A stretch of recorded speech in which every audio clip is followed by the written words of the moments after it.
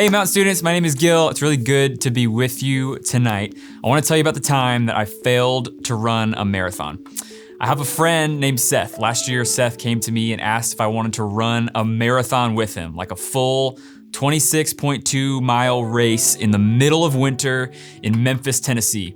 And because I'm not really that smart, I said I'm in. Let's do it. So January 1st, we laced up the shoes, we got out in the cold winter weather and started running every single day. And it was not easy. Getting up early to run in the dark or trying to motivate myself to run after a long day felt like impossible. And as January made way to February and March, I began to become a little bit more relaxed in my marathon training until I was hardly running at all, to be honest. And I wish I could tell you that my story ends up with me at the finish line, gold medal around my neck, marathon finisher and champion. But I never quite made it to the finish line. In fact, I didn't even really run the race at all. You see, I had all the tools I needed to get my way there, running shoes, set my time aside, even had a friend to do it with me and hold me accountable to my progress and my training. But ultimately, I lacked one thing, and that's discipline. Discipline is needed for us to compete in any sort of goal that we might have in life. Think about your favorite athlete or artist. They're probably some of the most disciplined people in the entire world. It means practice and self-ownership and dedication toward the end goal. And for me, I just didn't have the personal discipline and ownership needed to complete my race. But my friend Seth did. Do you ever find yourself falling into this same kind of trap? Often we have a really high vision for what we want, but we simply just lack the discipline to get where we want to go. We've been in a series the last couple of weeks called When It Hurts, and we're talking about things like mental health and hardship and suffering, self-awareness, and God's vision of wholeness and peace for all of us. And I'm so glad that Students Groups is a place where we can talk honestly about these things, knowing that God sees and cares about every part of our being. But here's what I know about a lot of us in the room tonight.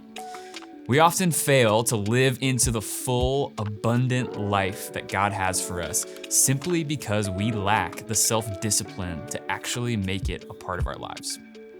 We may have a vision for wholeness and health and spiritual maturity, but if we're honest, we don't want to do the hard daily work to receive that kind of life.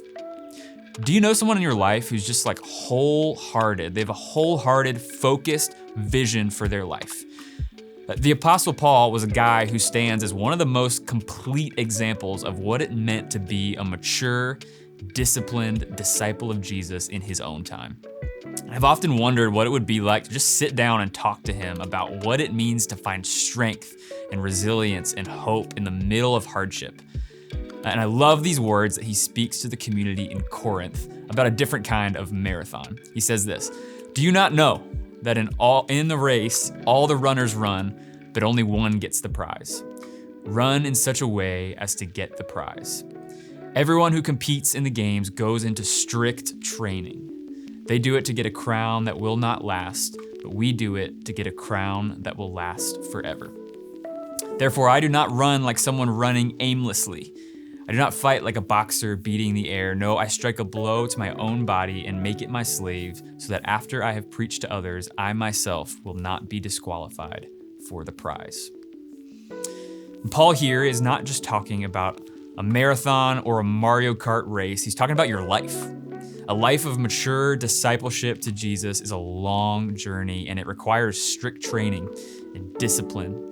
Like an athlete preparing months in advance for a big race or an athletic event, it requires daily submission to God's will over and against our own preferences or our comfort levels.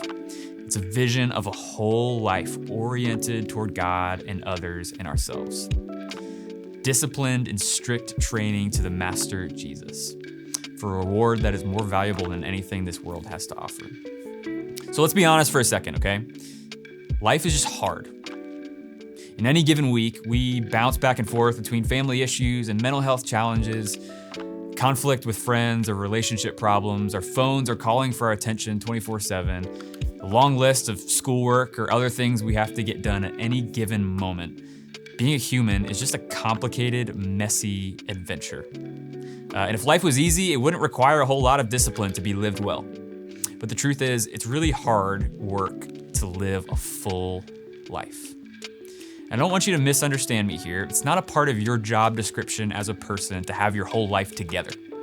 That's not a requirement to love and be loved by God and others.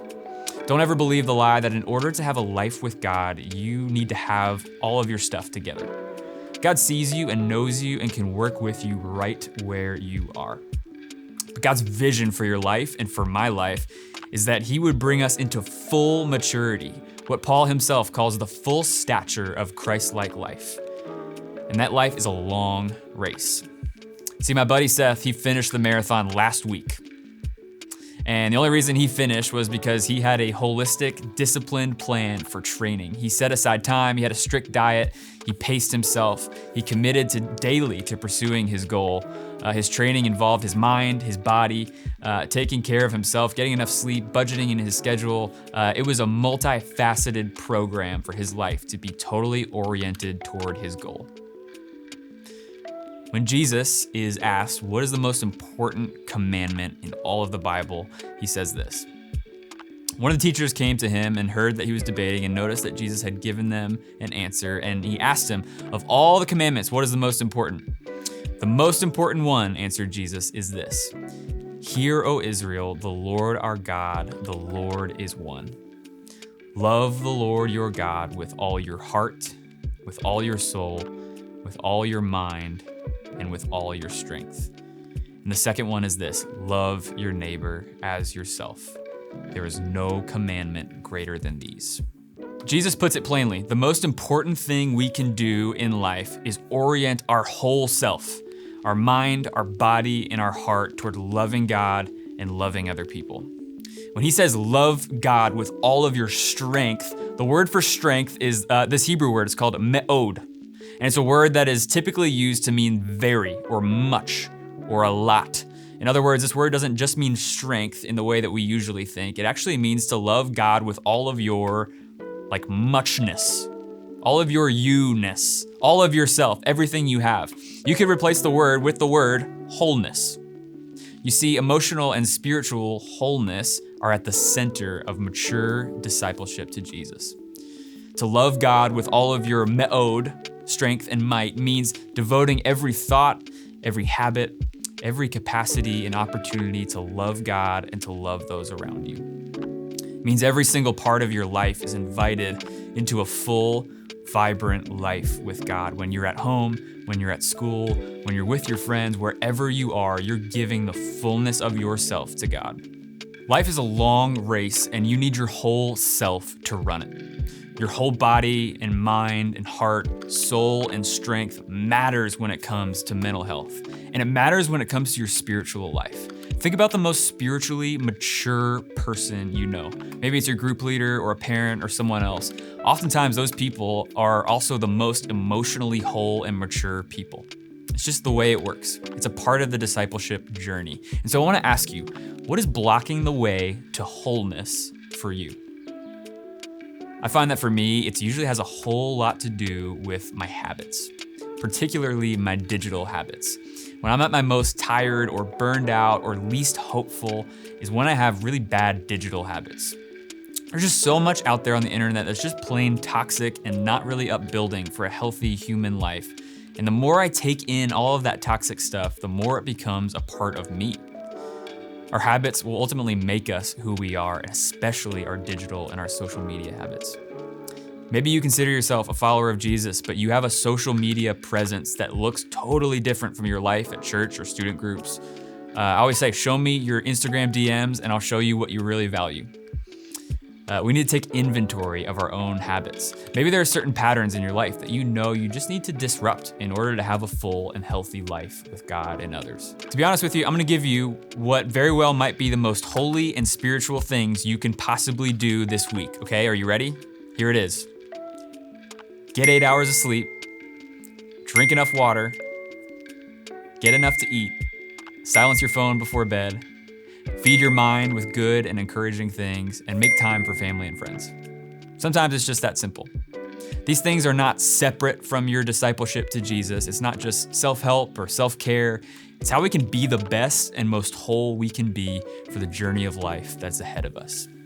You see, our lives are connected together as a whole, and discipleship to Jesus means devoting everything we have, letting him shape every aspect of our lives. So what does that mean for you? Maybe you just are, to be honest, a different person in different parts of your life. Who are you in student groups? And who are you at home? Who are you at school, and who are you on social media or online? Are all those versions of yourself integrated together as a whole, or do they look different? Maybe you want to take inventory of your own habits and where you're spending your time. Whatever you do, know this: your life is a limited commodity. Don't waste it. Run the race with all that you are. Let others pick you up along the way when you need it. And don't settle for anything less than the full life that God has for you.